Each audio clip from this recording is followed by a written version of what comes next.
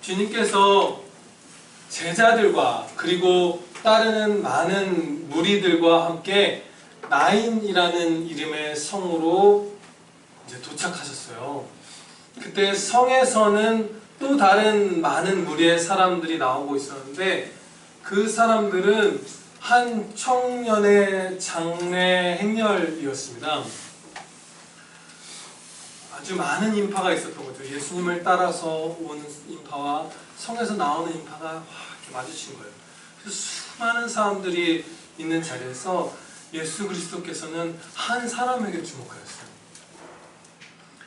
가장 슬퍼하고 있는 사람, 그 청년의 어머니에게 온 관심과 마음을 다 쏟으셨어요.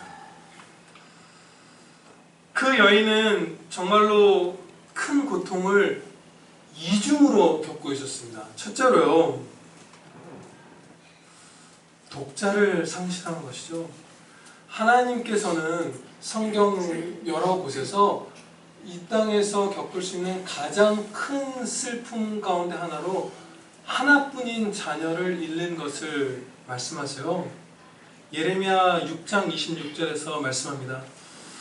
딸, 내 백성이 굵은 배를 두르고 죄에서 부르며 독자를 잃은 것 같이 슬퍼하며 통곡할지어다.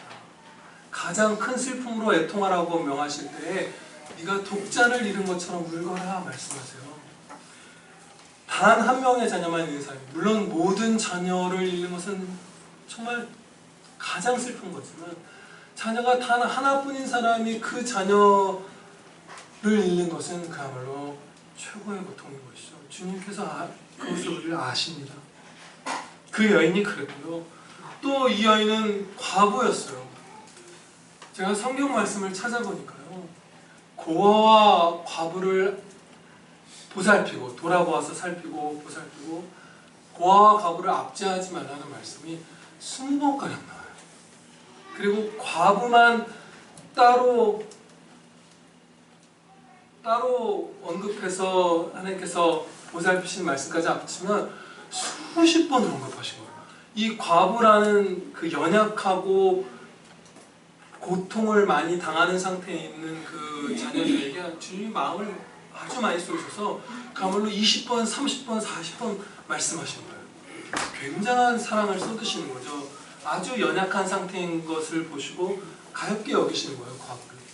그런데 이 여인은 그 두 가지 슬픔, 독자를 잃은 것과 과부의 슬픔을 다 겪고 있는 여인이었어요. 또 한 가지를 작게 덧붙인다면, 예수님께서 이 죽은 아들을 보면서 청년아, 내가 너에게 말하노니 일어나라, 청년이라 부르시는 것을 우리가 볼 수 있어요. 어린아이는 아니고 혼이 난 어른도 아니고 청년. 그러니까 이 과부가, 홀어머니가 이제 힘겹게 아이를 키워서 그 아들에게 의지할 수 있는 때가 찾아온 중년 여성이 되었을 때 그 장성한 아들을 잃은 거예요. 정말로 큰 슬픔이죠. 그래서 예수님께서는 그 여인에게 주목하셨고, 아무도 주님에게, 다른 경우는 병자들이 나오기도 하고 병자가 누워있는 그 침대를, 그 매트를 주님 앞에 갖다 대기도 하고 여러 가지가 있는데, 아무도 도우심을 구하지 않았음에도 불구하고 주님께서 먼저 그 여인에게 걸어가셨어요. 그리고 13절 말씀을 보면 주님께서 그 여인을 불쌍히 여기셨다. 13절 중반부에 불쌍히 여기사 이렇게 기록하고 있어요. 예수 그리스도께서 병들고 가난하고 슬퍼하고 아파하는 자들을 도우신 일들이 무수히 많고, 기록된 것만 해도 헤아릴 수 없이 많지만, 그 큰 사건들에서 주님이 그 대상을 불쌍히 여기셨다는 말을 기록한 것은 그 중에 소수예요. 정말로 많은 마음으로 슬퍼하신 거예요. 불쌍히 여기신 거예요. 사랑하신 거예요. 그 여인을 보면서. 일반적인 경우라면 이 여인에 대한 동정, 어떤 값싼 의미의, 세상 사람들이 이렇게 말하는 그 부정적인 의미의 동정이 아니라 정말 체휼하는 그 동정이 있고 그런 사랑이 있다면, 보통 우리는 이렇게 위로할 거예요. 마음껏 울라고. 더 울어도 된다. 그런 식으로 격려하거나 아니면 아무 말도 하지 않고 그냥 곁에 있어주겠죠. 욥이 모든 것을 다 잃었을 때 그 친구들이 와서 일주일 동안 아무 말도 하지 않고 옆에 있어줬잖아요. 그렇게 행할 거예요. 그런데 제가 슬픈 상황 가운데지만 기쁨이 주어지기 때문에 웃음이 나오는데요. 예수님께서는 이상하게도 울지 말라고 하셨어요. 정말 신기한 말씀을 하신 거예요. 이제 그만 울거라. 그 딸에게 말하신 거예요. 이 말씀은 그녀에게서 혹은 모든 자녀에게서 슬픔이나 눈물을 금하시는 것은 당연히 아니죠. 예수님께서도 우셨어요. 예수님께서도 사랑하는 자녀들의 그 안타까운 모습을 보시고 울었어요. 그런데 여기서 이제 그만 울거라 그 여인에게, 그 이중의 고통을 겪은 여인에게 말씀하신 것은 지나친 슬픔에 빠지지 말라는 거예요. 과도한 슬픔으로 나아가 너를 상하게 하거나 과도한 슬픔으로 넘어져 죄를 범하지 말고 합당한 슬픔만을 품고 소망 있는 자답게 이제 일어나라 말씀하신 거예요.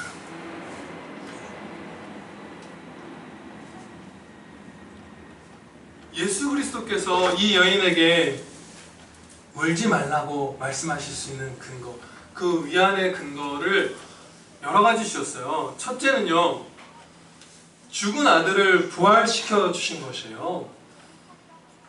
그런데 이 땅에서 잠깐 그 아들의 생명이 부활해서 연장된 것으로 그 여인의 그 사실이, 아들이 부활했던 사실이 그 여인의 기쁨과 위로의 본질이었다면 그 여인은 머지않아서 2배의 눈물을 흘렸을 거예요.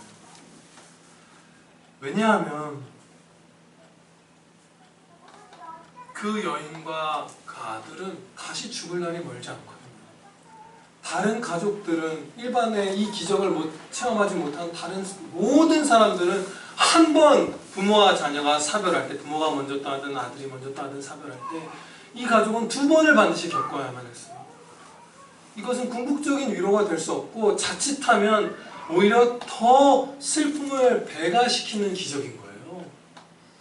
그런데 이 여인이 참으로 위로받고 이 아들도 참으로 위로받을 수 있다면 그 근거는 이 기적, 장차 있을 완전하고 영원한 부활의 모형인 이 기적을 통해서 그 천국의 부활을 소망하게 될 때 완전한 위로를 받습니다. 그렇기 때문에 이 여인이 받은 눈물을 멈출 근거가 그 기적 자체가 아니라 그 기적이 예표하는 완전한 부활이기 때문에 이 사건은 그 여인에게만 해당되는 게 아니라 모든 그리스도의 자녀들에게 다 해당되는 위로의 완전한 근거입니다. 그래서요, 이 당시 사람들도 그것을 알았어요. 16절 말씀을 보시면, 아, 이 여인이 은혜를 입었다, 이 여인이 복을 입었다, 이 여인만큼은 슬픈 세상에서 위로를 받았다 하지 않고요, 마지막 부분을 보세요. 16절. 하나님께서 자기 백성을 돌보셨다. 우리 가운데 큰 선지자 하나님께서 보내주신 자가 일어났다. 우리가 위로받는다. 이들은 즉각 깨달았어요. 이것은 이 여인의 소망이 아니구나. 모든 하나님의 부활의 그 은혜를 입을 모든 자들의 소망을 가르쳐주신 사건이구나. 그걸 알았어요. 그 십자가에 달려 죽고 부활하신 그 은혜를 받은 것, 그리고 이제 두 번째로 여인이 울음을 멈출 수 있었던 이유는요, 예수님께서 울지 말라고 말씀하신 그 시점을 보면 우리가 깨달을 수 있습니다. 예수님께서는요, 눈물을 쏟아내고 있던 그 비통한 여인에게 아들을 살려주시기 전에 울지 말라고 하셨어요. 그리고 내가 아들을 살려줄 거야. 제가 이제 제 두 아들을 위로할 때 이러거든요. 막 울고 있어요. 그럼 울지마 울지마, 아이스크림 떠주자. 아빠가 새로 사줄 거야. 울지마. 사주기 전에 그 계획이라도 먼저 언급을 하잖아요. 그 관으로 다가가시기도 전이었고 그 계획도 말씀해 주시지 않았어요. 그런데 먼저 울지 말라고 하시는 거예요. 모든 관심과 사랑을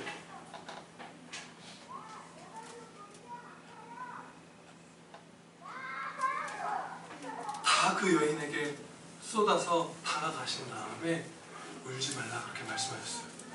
그것은요, 우리와 함께 그리스도께서 계신다는 것이 우리의 기쁨과 위로의 근원이기 때문에 내가 네 옆에 있으니까 울지 말라는 것을 먼저 가르쳐 주신 거예요. 이 여인이 그때 울음을 멈췄을까요? 모르겠어요. 그런데 후에는 분명히 깨달았을 거예요. 이게 성경에 기록될 만큼 엄청난 사건이죠. 이게 17절 말씀 보면 온 유대와 그를 넘어선 사방에 다 퍼졌거든요. 이 여인은 이 사건을 계속 상고했을 거예요. 그때 알았을 거예요. 아, 주님께서 이 아들을 살리기도 전에 이 아들의 부활과 영적인 구원, 영적인 사망, 육신의 부활과 육신의 죽음, 이거 이전에 내가 너를 사랑하며 네 옆에 있다는 것만으로 울지 말라고 말씀해 주셨다는 사실을 이 여인은 평생 어느 시점에 분명히 알았을 거예요. 그것이 두 번째 은혜예요. 울지 않을 수 있는 은혜죠.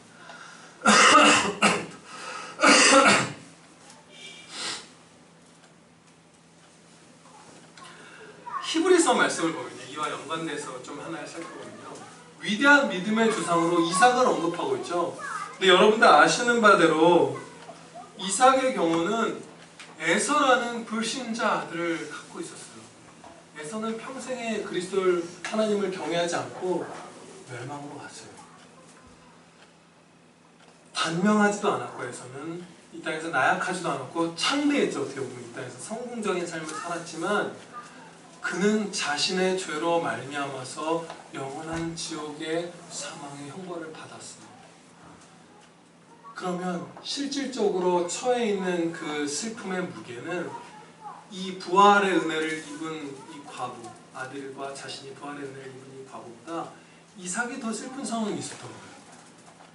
이 아들은, 이 과부의 아들은 다시 이 땅에서도 살아났고 그 믿음 가운데 영원한 부활로 나아갔지만 이삭은 자신을 사랑하는 장남 에서가 영원한 멸망으로 자신의 죄로 말미암아 치닫는 것을 평생 봐야 했거든요. 훨씬 더 슬픈 상황에 있었어요, 이삭이. 게다가 심히 거룩한 성도였잖아요, 이삭은.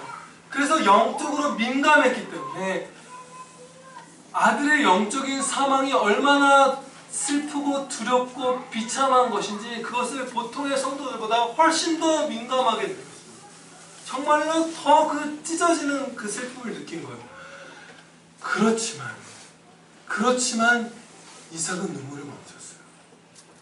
슬픔 가운데 낙심으로 치닫지 않았고 눈물을 멈추고 그가 가장 믿음의 분으로서 아름다운 모습을 보이는 게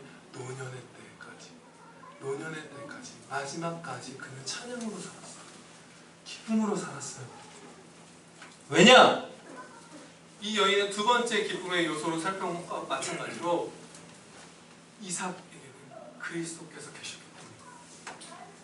이삭의 기쁨이 그 에서에게 달려있는 게 아니라 이 과부의 눈물이 멈추는 것이 그 아들의 살고 죽는 것에 달려있는 것이 아니라 그것도 큰 기쁨이고 큰 위로지만 내가 네 옆에 있으니 이제 울지 말거라 하신 예수님의 그 은혜를 이삭도 받았기 때문에 에서와 별개로 이삭은 그 슬픔을 멈추고 기뻐하며 살 수 있었던 거예요.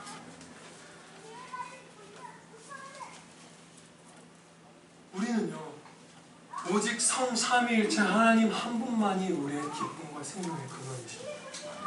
그래서 하나님을 안 잃으면, 예수님을 안 잃으면 하나도 안 잃은 거예요. 하나도 안 잃고 다 위로받고 다 기뻐할 수 있습니다. 네. 지금까지 살펴본 대로 예수 그리스도를 구주로 믿는 사람은 슬픔에 삼켜지지 않을 이유, 예수님을 다 받았죠. 우리는 천국에서 영원한 부활에서 예수님과 영원히, 하나님과 영원히 함께 할 거예요. 근데 여기서 한 가지 질문을 우리가 이렇게 짚고 넘어갔으면 좋겠어요. 하지만 혹시 주님과 우리 사이를 누군가가 갈라놓을 수 있지는 않을까요? 이 두려움이 우리에게 생길 수 있죠. 그런데 요한복음 10장 28절 29절에서 신자들에 대해서 이렇게 말씀하십니다. 내가 그들에게 영생을 주노니 영원히 멸망하지 아니할 것이요 또 그들을 내 손에서 빼앗을 자가 없느니라. 그들을 주신 내 아버지는 만물보다 크심에 아무도 아버지 손에서 빼앗을 수 없느니라. 제가 이 말씀을 다시 읽고 놀란 게요. 이번에 또 깨달았어요. 이 익숙한 말씀을. 지금 그리스도도 우리를 붙들고 계시고 성부 하나님도 우리를 붙들고 계신다는 거예요.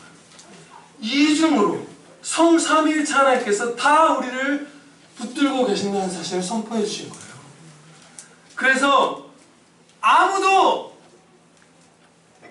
택한 자녀, 나를 믿게 한 자녀, 너희를 내게서 뺏어갈 자가 없다는 이 아무도에는 우리 자신도 포함됩니다. 우리가 스스로 아무리 죄로 치달아서 주님의 손을 떨쳐내려고 해도 그것을 용납하시지 않아요. 나도, 사단도, 마귀도, 이웃도, 가족도, 누구도 우리를 주님의 손에서 못 끊어내요. 그렇다는 것은 결국 우리에게 반드시 슬픔에서 벗어날 수 있는 완전하고 영원한 기쁨과 위로의 근거가 있다는 사실이에요. 네. 이제 이 완전한 소망을 가진 자로서, 가진 자답게 과도한 슬픔에서 벗어나고 합당한 슬픔만을 품고 살아가는 방법을 살펴볼 텐데요. 이 주제에 있어서, 이 슬픔이라는 주제에 있어서 우리에게 많은 유익을 주도록 하나님께서 인도하셨던 선조가 있어요. 17세기 영국의 목사님이었던 존 플라벨 목사님이에요.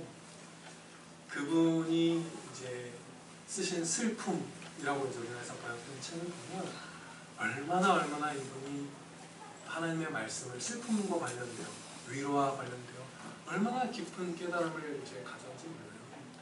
근데 그것은 마치 욥이라는 사람의 시련을 통해서 욥 본인과 오고 오는 모든 성도들을 하나님께서 은혜를 그를 통해서 베푸셨던 것처럼 이 자녀를 쓰셔서 17세기 이후에 성도들에게 수많은 은혜를 주시거든요. 이 존 플라벨 목사님은 그 아버지도 목사님이셨어요. 그런데 핍박자들에 의해서 그 아버지가 또 어머니도 함께 옥에 갇히셨는데 그 핍박자들이 그 두 부모님을 가둔 옥은 흑사병이 창궐에 있는 상태의 감옥이었어요. 죽으라고 쳐넣은 거예요. 그래서 어머니와 아버지가 다 흑사병으로 돌아가셨어요. 그리고 플라벨 목사님, 존 플라벨 목사님 본인도 압제하는 자들에 의해서 사역제에서 추방당했어요. 그리고 첫째 아내가, 그리고 첫 아이가 출산 과정에서 두 분이 결혼했어요. 그리고 두 번째 아내분과도 사별을, 또 태어난 아이도 키우다가 사별을, 세 번째 아내분과도 사별했어요. 그래서 주님의 손을 주님이 먼저 붙드시고 이 아들 존 플라벨 목사님도 주님의 손을 붙든 채로 슬픔과 고통과 위로를 깊고 많이 체험한 분이세요. 이제 그분이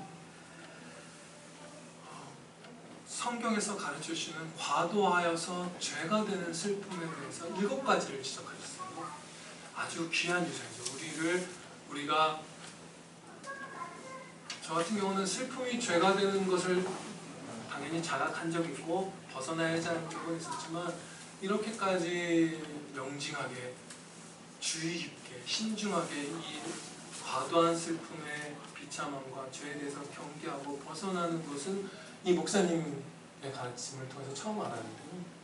7가지 그 과도한 죄의 항목들을 그 귀한 유산을 간략하게 나누도록 하겠습니다. 첫째는요, 일어나세요 여러분. 주무시지 마세요. 안 돼요. 슬픔 때문에 다른 모든 은총과 기쁨을 멸시하면서 이미 상실한 것들에 비해 지금 내가 갖고 있는 은총들을 하찮게 여기는 것입니다. 그것은 중대한 배은망덕의 죄라고, 무지의 죄라고 이분이 경고하세요. 그러니까 하나님께서 주신 것들을 기뻐하지 않는다는 것은 그것을 무가치하게 여기는 거잖아요. 이미 잃어버린, 하나님께서 우리의 유익을 위해서 거두어 가신 어떤 것들 때문에, 그것에 대한 상실 때문에 내 손에 지금 있는 은혜들, 나에게로 다가오고 있는 은혜들을 기뻐하고 감사하지 않는다면 그 슬픔은 과도한 것입니다. 그렇게 지적하고 있어요. 그리고 둘째로는요, 우리의 마음이 슬픔에 잠겨서 내 옆에 있는 형제들과 교회 전체의 공적인 재난에 대해서 무관심해지는 것입니다. 슬픔 가운데 마음이 좁아지고 좁아져서 너무나 자기중심적인 사람이 되어버리는 거죠. 근데 우리는 너무나 이런 죄에 많이 빠지잖아요.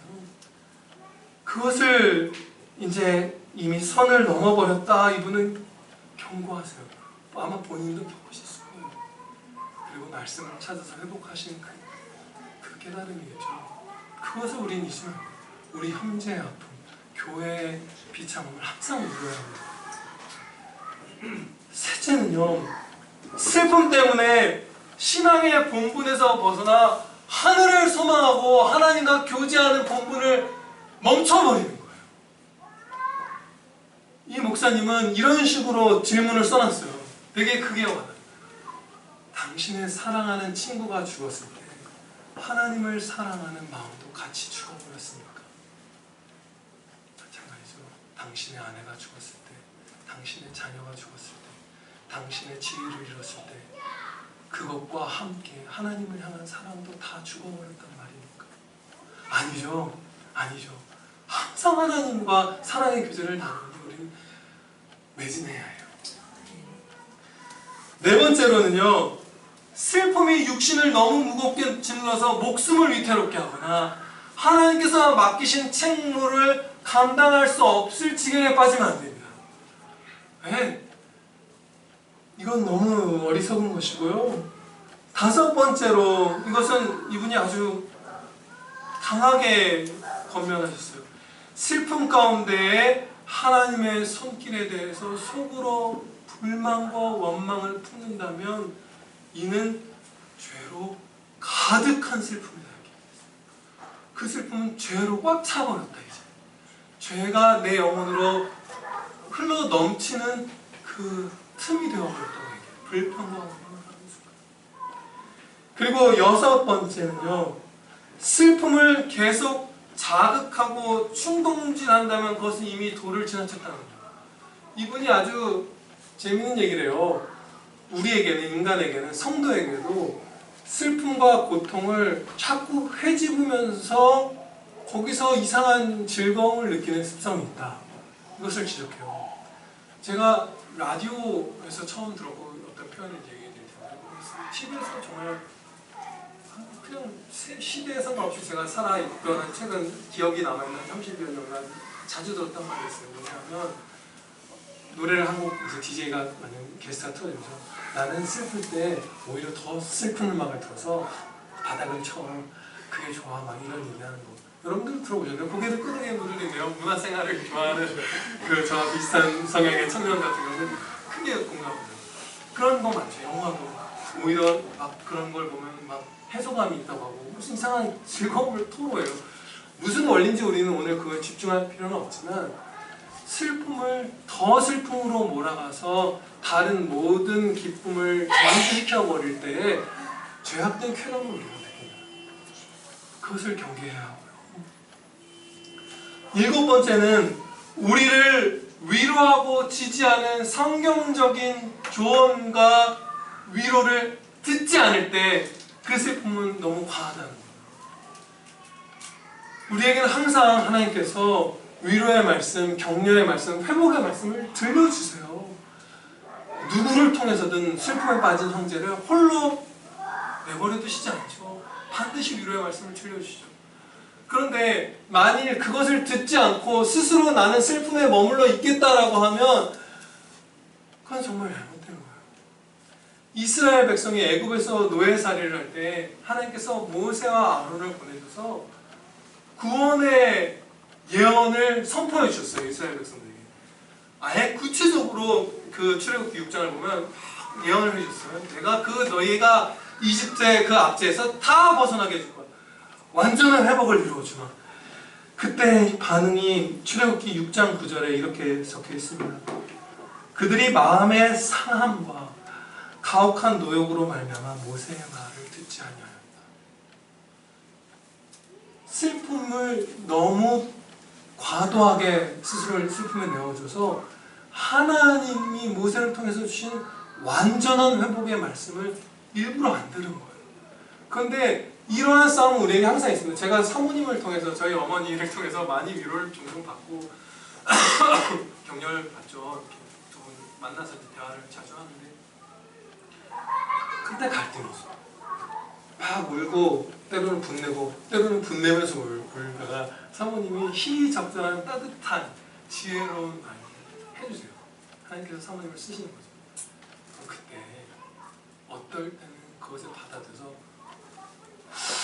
눈물을 멈추고 웃거나 회복될 때가 있지만, 어떨 때는 그래야 하는 걸 알면서도 한 두 번쯤 더 울어요. 두 번쯤 더 화나요. 그러면 이미 죄를 범한다는 거예요. 그럼 죄만이겠습니까? 주님은 우리의 어떤 것에 집중하시죠? 아픔. 그럼 우리는 괜히 더 불필요하게 아픈 거예요. 더 상하는 거예요. 이 7가지 너무 귀하죠. 나중에 제가 책을 복사해서 그 저작권법 위반인가요? 나중에 읽어보시고요. 이제 다음으로 다음 항목으로 넘어가서, 내가 불필요한 슬픔을 멈추고 주님이 주시는 평안 가운데 찬양의 삶을 살기 위해서 한 가지 살펴봐야 할 어떤 중요한 사항을 보기를 소원합니다. 뭐냐면요, 우리가 과도하게 슬퍼하는 경우 그 이유가 상당수 이 땅에 한정된 것들에 대한 과도한 애착 때문이에요. 너무 많이 그것의 즐거움을 의지하거나 너무 많이 사랑한다면, 사랑은 과해도 나쁜 게 아닌데 집착이나 애착이라고 표현하기 좀 와닿을 것 같습니다. 과도한 애착, 그것들을 품기 때문에 우리가 뭔가 왜곡된 슬픔이나 과장된 슬픔을 느낄 때가 참 많죠. 참 많습니다. 예수님께서는 이렇게 말씀하셨어요. 아비나 어미를 나보다 더 사랑하는 자는 내게 합당치 아니하고, 아들이나 딸을 나보다 더 사랑하는 자도 내게 합당치 아니하고. 마태복음 10장 말씀인데요. 예수님께서는 이 땅의 관계들, 심지어 여기서 언급하신 그 소중한 부부나 부모 자녀의 관계를 누리지 말라고 말씀하신 게 아니고, 서로 사랑하지 말라고 말씀하신 게 아니죠. 오히려 우리는 현실을 고백하게 되죠. 우리의 부족한 사랑을 채워주시죠. 그래서 부모 자녀가 더 사랑할 수 있게 해주시는 분이 예수님이시죠. 그럼에도 불구하고 그들을 나보다 더 사랑해서는 안 되고, 그들을 하늘보다 더 소망해서는 안 된다고 말씀하시는 거예요. 그런데요, 이러한 과도한 애국과 애착을 버려야 하는데요, 그 중대한 이유가 먼저 가족관계에서요, 우리는 천국에서 누군가의 남편이나 아내나 부모나 자녀로 살지 않아요. 천사들처럼 한 명 한 명이 개별자로서 하나님 앞에 살아갑니다. 모든 성도가 그래요. 그러니까 가족관계는 주님께서 주신 아주 귀한 것이죠. 그렇지만 이 땅에 한정된 거예요. 어려서 얻은 자식, 주님을 경외하며 키운 그 자식이 장사의 전통에 가득한 화살 같다, 태의 열매는 선물이라고 말씀하시지만, 그 복됨을 주님께서 누구보다 아시고 주님이 주신 복이지만, 그 관계는 오직 이 땅의 몇십 년에 한정된 관계입니다. 그런데 다른 것들도 마찬가지죠. 이 땅의 것들, 제일 이 땅의 것들 중에서, 이 땅에 한정된 것들 중에서 제일 소중한 게 가족이면, 그 이하 나머지 것들은 말할 것도 없죠. 여기서의 직업이나 업적, 여기서 우리에게 주어진 육신의 건강이나 젊은 날의 아름다운 외형, 그 많이 사람들 슬퍼하는 것 같아요. 그렇죠? 어찌할 바를 모르잖아요. 늙어갈 때 잠이 안 오고, 막 피부가 막 붉어지고, 그럼 아파서 고생하고, 외형이 늙어가는 것을 슬퍼하고. 근데 그것도 한정된 것이고, 나중에 그러니까. 그리고 이 땅의 우정이나 연인 관계 같은 것도 그냥 여기에 한정된 어떤 소중한 것일 뿐이에요. 그런데 우리는 이 모든 이 땅에 한정된 귀한 것들을 천국으로 확장된 영원한 우리의 기쁨의 요소인 것처럼, 영원한 복인 것처럼 지나치게 아끼고 의지하고 애착하는 거예요. 거기서 우리가 상당수의 비극을 입어요. 특히 가족관계에서 그 본질적인 기쁨으로 가족들을 생각하는 그 오류에 많이 빠지죠. 가족은 우리 행복의 근원은 아니에요. 기쁨으로 주신 어떤 한 가지지만 근원도 아니고 절대 조건도 아니에요. 가족이 없어도 행복할 수 있고 가족이 속을 썩여도 행복할 수 있어요. 주님이 근원이시기 때문에. 네, 가족은 우리 행복의 뿌리가 아니에요. 그런데 그렇게 생각하기 때문에 가족을 우리의 행복의 샘 근원이라고 여기기 때문에 사별할 때 우리는 마치 영혼이 죽은 자처럼 되어버릴 때가 많습니다. 착각하는 거예요, 우리가 스스로. 실제로요, 이런 것도 있죠. 먼저 이 말씀 드리는 것이 좋겠습니다. 만일 가족에게 우리의 행복이 의존되어 있다면 모든 가족이 이제 해체되고 새로운 질서로 편성되는 천국에서는 우리의 행복이 없어질 거예요. 거기는 가족이 없으니까. 아버지도 어머니도 아내도 남편도 없으니까 거기는. 근데 그렇지 않잖아요. 더 복된 곳이잖아요, 천국이. 가족이 우리의 행복의 근원이 아닌데 우리는 천국에서 이 땅에서의 소중한 혈육과 더 이상 가족관계를 유지하고 있지 못하는 사실로도 슬퍼할 때가 있죠. 천국 가는 내 아빠가 아니라고, 내 딸이 아니라고, 내 엄마가 아니라고, 이걸로 막 슬퍼하신 적 있죠. 저도 그래요. 그런데 하늘에서는요, 무엇을 그 가족관계 잃어버리면서 행복을 잃는 게 아니라 이 땅에서 서로 가장 사랑했던 그 어떤 가족보다도 모든 성도들이 서로 더 완전하게 사랑하는 사랑의 확장이 이루어지는 것입니다. 다 가족 같은 거예요. 다 내 진짜 엄마고, 다 내 진짜 아들 같고, 사실 그보다 더 서로 사랑하게 되는 사랑의 충만한 확장이 일어나요. 기쁨이 폭발해버리는 거예요, 거기는. 내 아빠가 아닌 이상한 슬픈 나라가 오는 것이 아니라 많은 기쁨 가운데 가족을 잃는 슬픔이 하나 점을 찍고 있는 게 아니라 다 최고로 소중한 가족보다 더 소중한 사람이 되는 거예요. 여러분 모두 우리 서로가, 그죠? 그런데 이것을 좀 더 보충을 해볼게요. 자녀가 우리의 행복의 뿌리가 아니라는 거예요. 앞서도 생각해본 바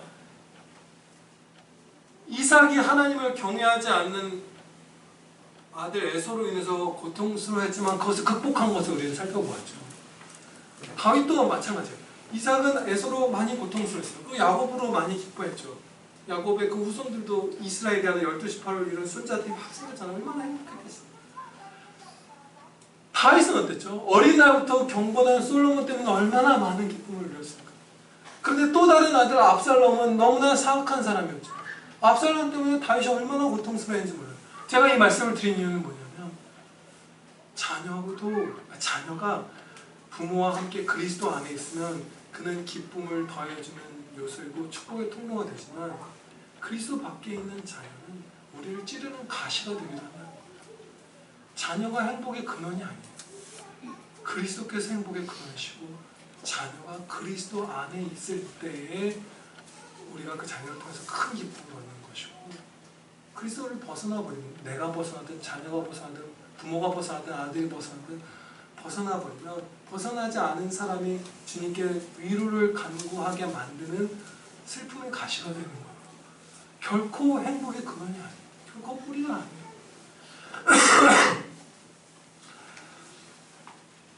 부모 자녀만이 아니라 모든 부모관계도 동일하죠. 그리고 나서 천국에서는 하나님께서 그 모든 관계, 이 땅에서 한정된 가족 관계를 끝내시고 새로운 관계를 이렇게 허락하십니다. 내가 너의 신랑이 되고 네가 내 신부가 되게 해주겠다. 부부 관계죠. 그리고 내가 너의 아버지가 되고 네가 내 자녀가 되게 해주겠다. 그 관계만이 납니다. 그러니까 이 땅에서 한정된 부부라는 관계, 부모 자녀라는 관계는 결국 예수 그리스도와 우리의 영원한 연합을 예표하는 것일 뿐이에요. 이 땅에서의 한정된 기쁨이고 그것 자체가 본질은 아니고 주님과 우리의 연합만이 본질입니다.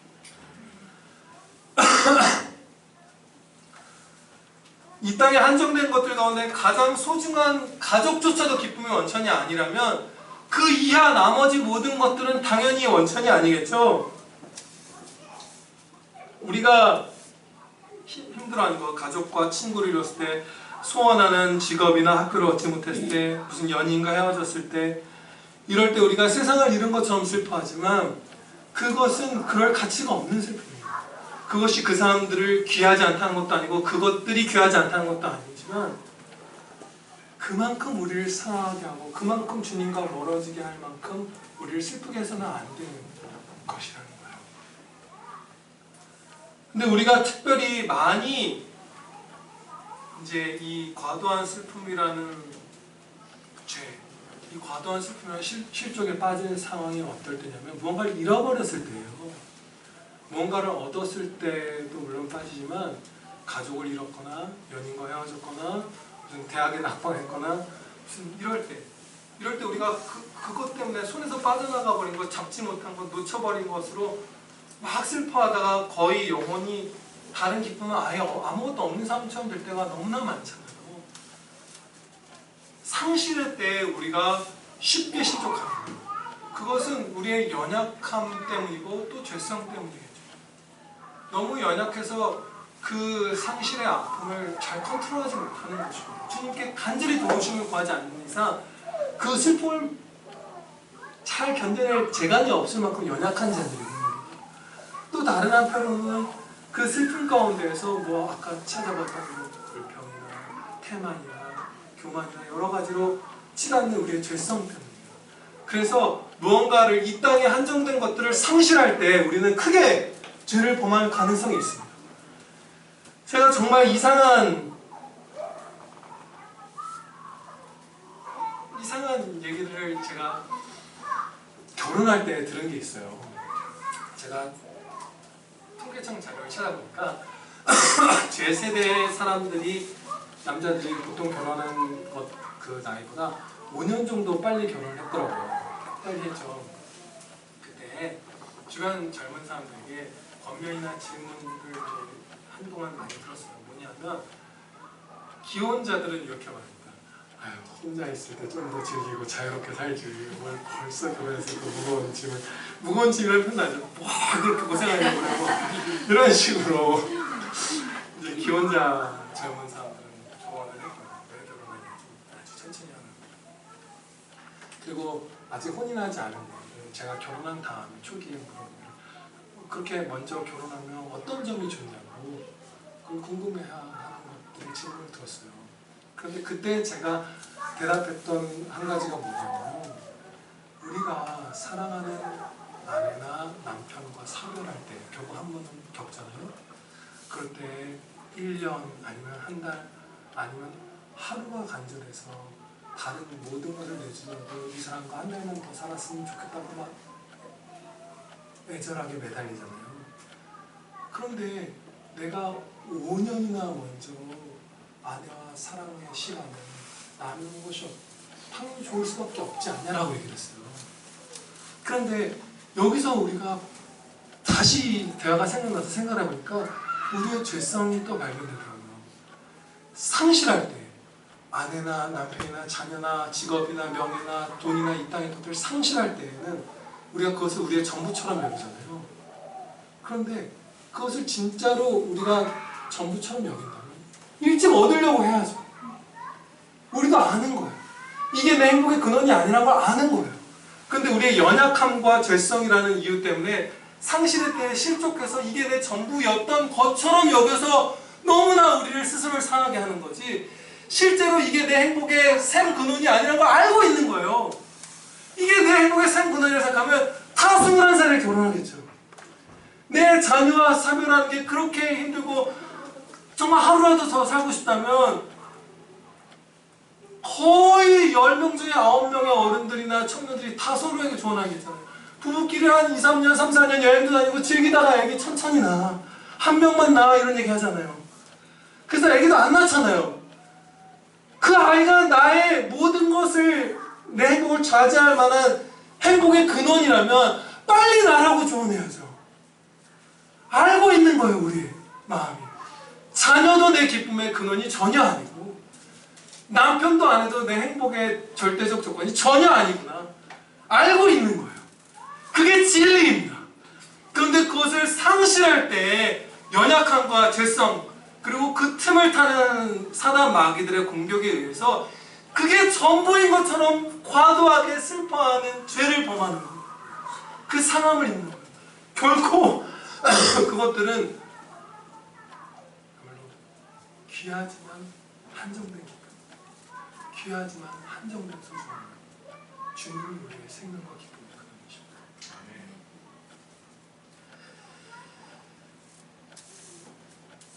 기도드리시겠습니다. 하나님 아버지, 이제 소원하오니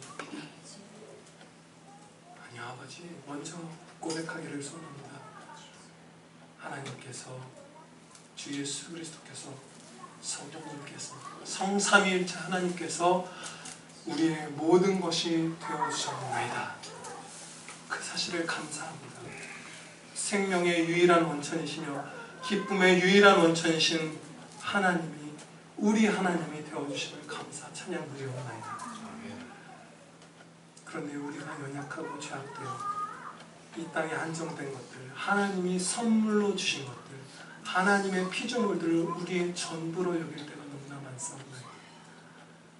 그 어리석음 가운데 스스로를 과도하게 상하게 하지 않도록 지켜주시옵소서. 과도한 슬픔에 빠져서 죄를 범하지 않도록 지켜주시옵소서. 소망 없는 자처럼 굴지 않게 하옵시고 우리를 사랑하시는 우리 대신 십자가에 달려 죽으시고 부활하신 예수님께서 나와 함께 하시오. 어떠한 환난과 시련 가운데서도 눈물을 닦고 털고 일어나는 행복한 자녀들 다 되게 하여 주시옵소서. 예수 그리스도의 이름으로 기도하옵나이다. 아멘.